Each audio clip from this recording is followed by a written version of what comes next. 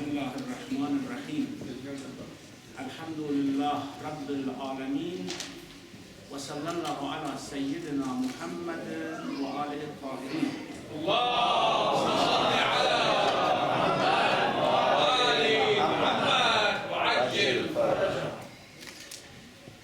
Before everything, I have to thank the Idara-e-Jaaferiya for organizing such an auspicious event in commemoration of Imam Khomeni rahmatullah alayh. It's always a pleasure, especially for me, to speak about Imam Khomeni rahmatullah alayh. I think speaking about Imam Khomeni, by speaking about Imam Khomeni, we do not honor him, we honor ourselves. Because talking about such a personality who is connected to that spiritual tradition that we had from A'imma alayhi salam would bring us honor and credibility and grace of Allah subhanahu wa ta'ala. Just to make a parallel, of course not any analogy, but by remembering God, we do not honor God, we honor ourselves. When Allah says, Ya ayyuha alladhina amanu, udhkuru Allaha dhikran kathira, O you who believe, remember God in plenitude, abundantly, that's not to honor Him. He doesn't need any honor, He is the source of every honor. But by invoking His name, we bring honor to ourselves. And in this vein, anyone who's connected to Allah, when we talk about them, we bring honor to ourselves. When we talk about the Prophet, peace be upon him, when we talk about Allah, and when we talk about men of God, we bring honor to ourselves. Anyhow, Imam Khomeni rahmatullah alayhi changed the course of history in our time. This is very obvious.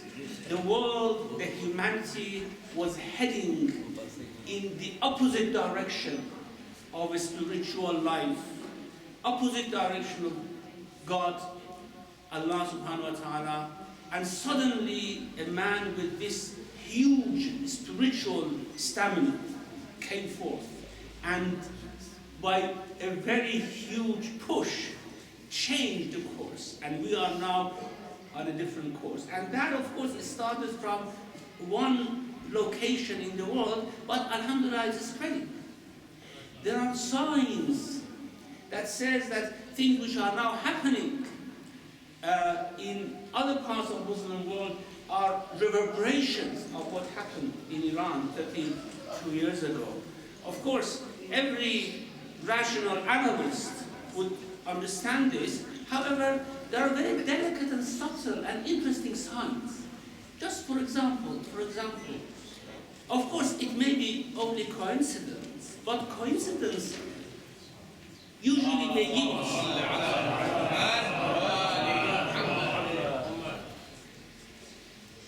another salawat, please.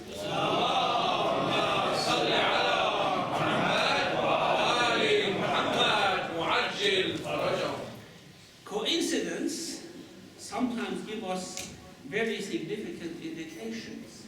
Just as an example, Hosni Mubarak fell on 22nd of Bahman, 11th of February, the day the Islamic Revolution in Iran took the turn and toppled the Shah's regime. Wow, this was very, of course, on the day we were very excited. How is it possible? On the same day that Iranian Revolution had the victory, Hosni Mubarak was toppled. Then we thought back, subhanallah, on 26th of day, the month of day, about 6th, 7th of January, Ben Ali in Tunisia fell, which was the day when Shah fled from Iran. Wow, another coincidence. And then came lately in Yemen on 15th of Khordad, the ruler of Yemen was fled from the country. 15th of Khordad was the beginning of revolution of Imam Khomeni rahmatullah alayh. I don't know what is coming next, what coincidence we are going to have in future, but these are all indications that what is happening here are reverberations of the Islamic Revolution, which are coming to fruition, and inshallah we are going to see a different world. Or at least if we do not see a different world, our children will see a different world. A world which is full of spirituality, obedience to God, rather than full of greed and arrogance and humanistic avarice, which we are witnessing today and we were witnessing in the past. Anyhow, my talk is about Walayatul Faqih. There has always been this discussion among scholars about the scope of authority of faqih during the time of occultation. There has been no dispute that the concept was accepted by all jurists.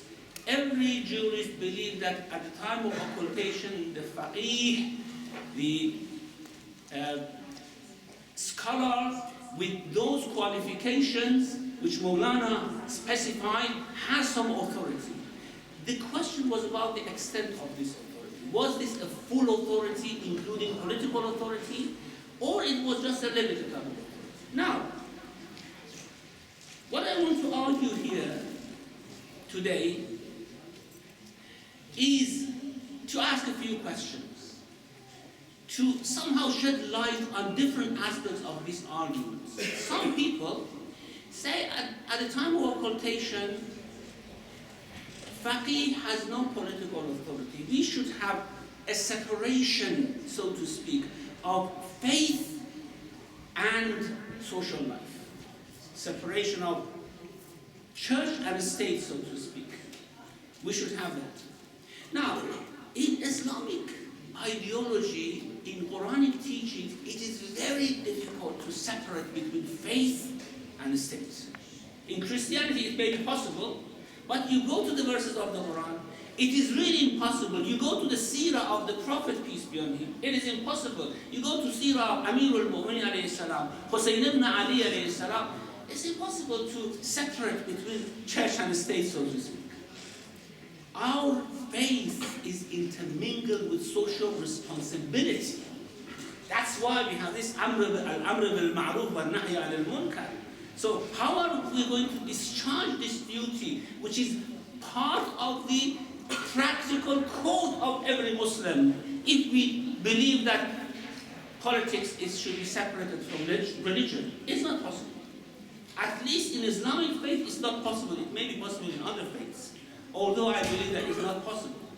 Nowadays, of course, the church, because they are very, very weak, they talk about it, but if they become a bit stronger, they will start to say, well, they start to claim that we as human beings in society should have some say.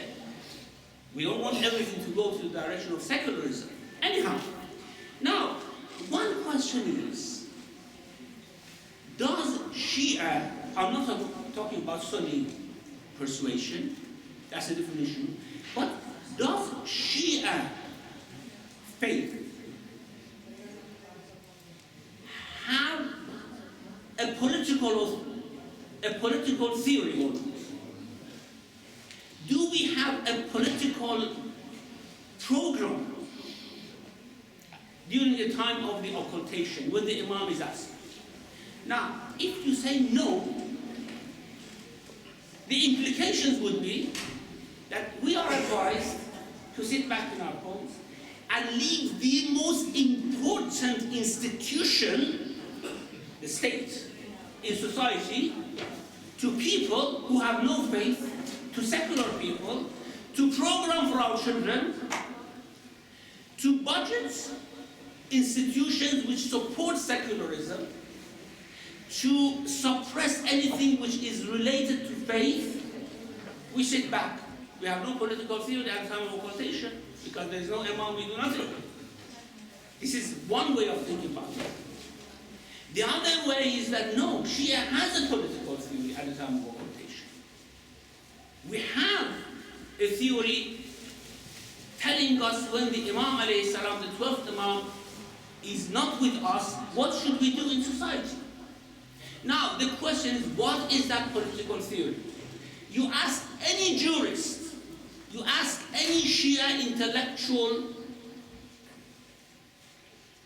scholar, they tell you the only theory which we have come about in our sources and in our traditions is Wilayat al-Faqih. There is none else. So, we either have no political theory at all, or we have a political theory, and that political theory is Wilayat al-Faqih. The problem was how we want to implement this theory. There were very many problems on the way of implementation of the theory. That is why during the history, at certain times when Shia community found some power, the ulama started to talk about it. How should we do it? At the time of Buwayhids, in the 4th century of Islamic calendar, when Shias found some power, ulama started to talk about Wilayat al-Faqih, like Sheikh Mufid rahmatullah alayh. At the time of Safavids, when Shiites found some power, ulama came forth and said, yes, we have a political theory, that is Wilayat al-Faqih, like al-Muhaddaq al-Karaki at the time of Safavid, who actually formalized the theory in a practical way. And then came the Islamic Revolution in Iran. Before the success of revolution, Imam Khomeni formalized the theory of Wilayat al-Faqih and made it a theory of revolution. And alhamdulillah, Allah aided us, and we succeeded to realize this very long and long-term ambition of Shias during the history. Now, to look at the issue from a different perspective, we Shias usually argue with our Sunni brothers that you say something very rational. This is what we tell them, with all due respect, because all of us are Muslims, but we have differences of understanding and opinion. We say that you believe that Prophet, peace be on him, when he passed away, he left the Ummah in confusion. He did not leave for them any blueprint of how to run their community. And you say Prophet left it to the Ummah, and then the Ummah chose Abu Bakr. Fair enough, you say this, but you say because Abu Bakr was concerned about the Ummah, he appointed Umar ibn al-Khattab after himself. How come the Prophet was not concerned about the Ummah, but Abu Bakr was concerned about the Ummah? So, what is the answer? Of course, we Shias say, yes, Prophet was very much concerned. Not only the Prophet was concerned, peace be on him, Allah subhanahu wa ta'ala was concerned. And that's why we have all these verses in the Quran, we have all those indications in Hadith, that the one who should succeed the Prophet, peace be on him, is Ali ibn Abi Talib alayhi salam.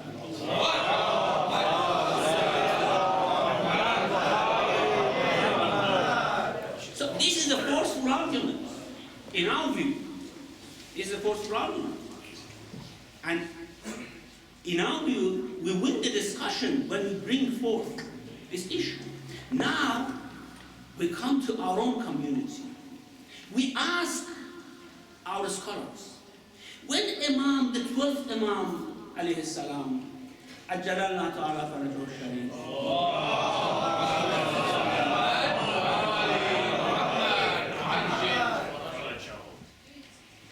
went to occultation, did he leave the Ummah in confusion, the Shia in confusion, or he left a blueprint, a program for them? Now, of course, here the discussion is an internal discussion between ourselves.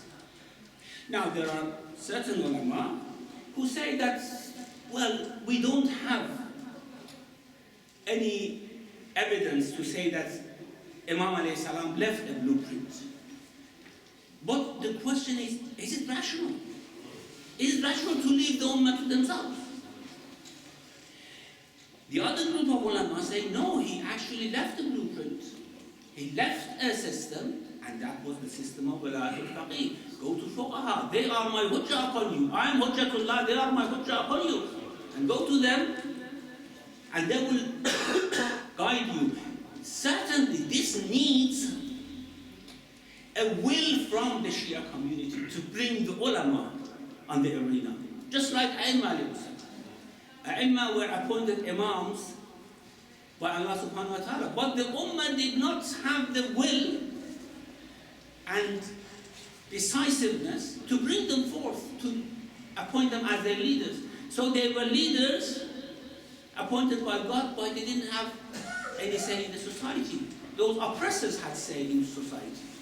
Now, exactly in the same way, there is a program, there is a blueprint, and that is Wilayat al-Faqih.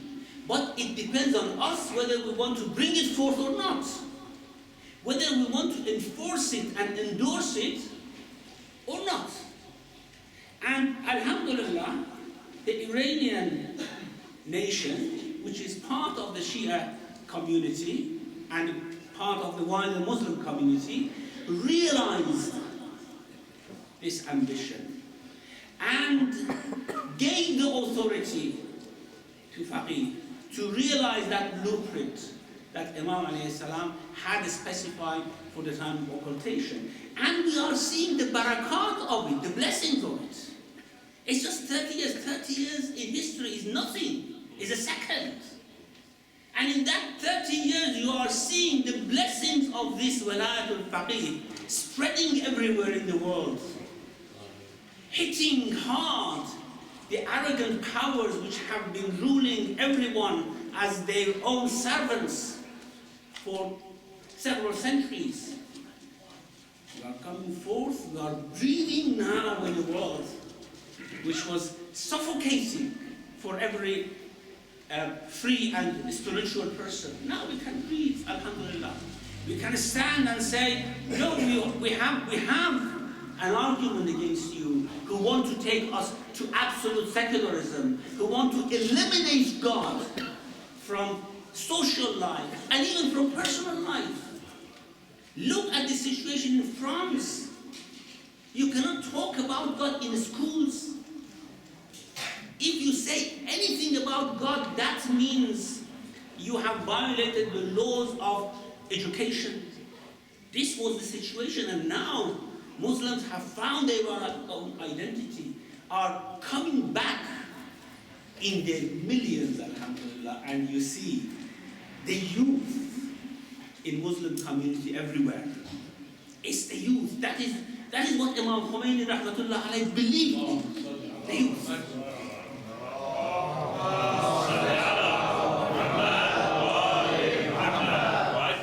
The youth are coming forth. You see girls in France, teenagers, they have their hijab. They are born in that country, they are bred in that country. They are born and bred with secularism, but you see hijab has come back. Religious feelings have come back. In this country you see that. It's amazing.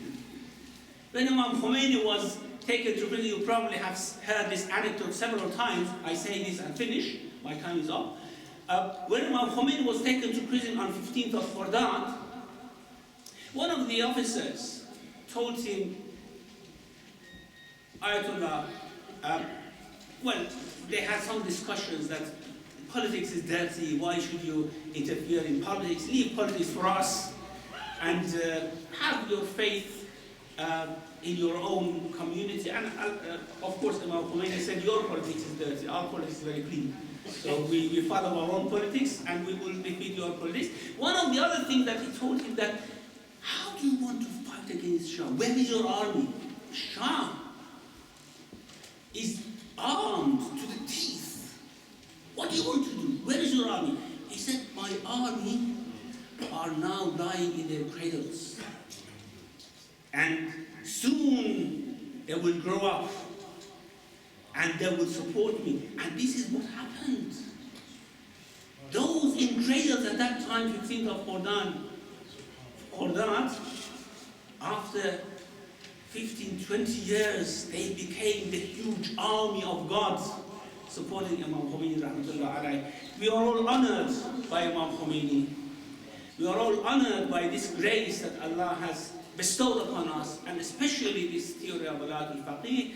And inshallah we will be thankful, as Maulana said, لَعَلَّكُمْ تَشْكُرُونَ. Maybe, inshallah, we will be grateful. Thank you very much. Wa sallallahu ala Muhammad.